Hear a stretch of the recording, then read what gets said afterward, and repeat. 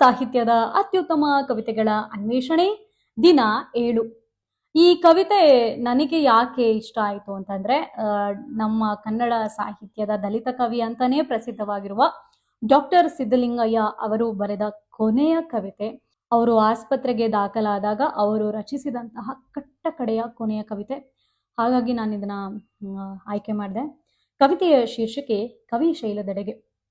ಈಗ ಜಾವ 3:33. ಗಡಿಯಾರ ತೋರಿದ ಸಮಯ, ನನ್ನ ಜಾಗರದ ಆಗು ಹೋಗಿನ ಗುಣಿತ ಮಣಿತಗಳ ಮಣೇವಿನ ಸಮಯ. ಕವಿ ಮಲಗಿದ್ದಾನೆ ಐಸಿಯುವಿನಲ್ಲಿ, ಪ್ರಾಣವಾಯುವಿನ ಮುಖ ಗೌಜಿನಲ್ಲಿ. ಇಲ್ಲಿಗೆ ದಿನ 24.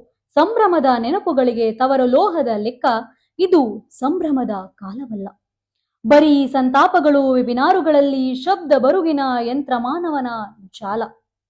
ಕವಿ ಎಚ್ಚರವಿದ್ದಿದ್ದರೆ ಹರಸುತ್ತಿದ್ದನೇನೋ ತೀರಿ ಹೋದವರ ತೀರಿಸಲಾಗದ ಲೆಕ್ಕಗಳ ಚುಕ್ತ.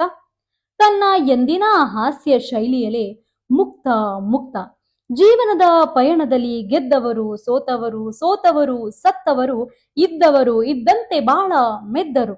ಕವಿಯೇ ನಮ್ಮೆಲ್ಲರ ಪ್ರೀತಿಯ ಒಲಿಯೇ, ಗೆದ್ದು ಬಾ ಈ ಅವಘಡವ. ಶುದ್ಧ ಮನಸ್ಕರಾಗಿ ಕುಡಿಯೋಣ ಗ್ಲೆನ್ ಫ್ಲಿಚ್.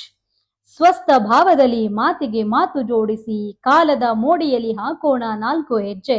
ಈಗ 3:59 ಕಮ್ಮಿಯಲ್ಲಿ ಜಾವ 4 ದಾಟಿ. ಬಾ ಕವಿಯೇ ಹೋಗೋಣ ಕವಿ ಶೈಲದೆಡೆಗೆ.